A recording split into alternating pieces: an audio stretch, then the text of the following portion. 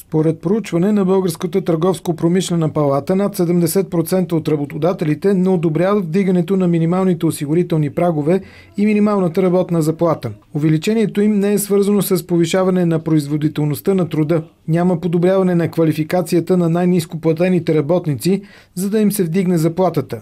Подобна мярка ще увеличи безработицата, смята председателят на палатата Цветан Симеонов. Според него, подготвените промени в наказателния кодекс, с които се иска наказателна отговорност за работодатели, неплащащи осигуровки, са недопустими. Начинът, по който обаче е представено последния проект, който аз имах възможността да видя, който не беше изпратен за становище, е недобър, защото е едностранчив, защото прехвърля цялата отговорност на работодателя, а това е недопустимо.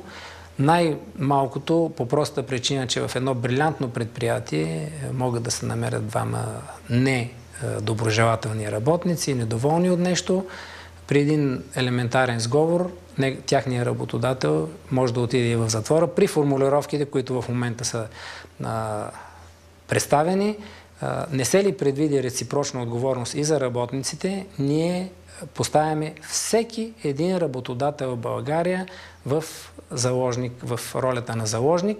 Ако промените в наказателния кодекс се приемат в този вариант, не изключвам да се стигне до рекетиране на работодателите от служителите, а така ще прогоним и потенциални инвеститори, каза още Цветан Симеонов.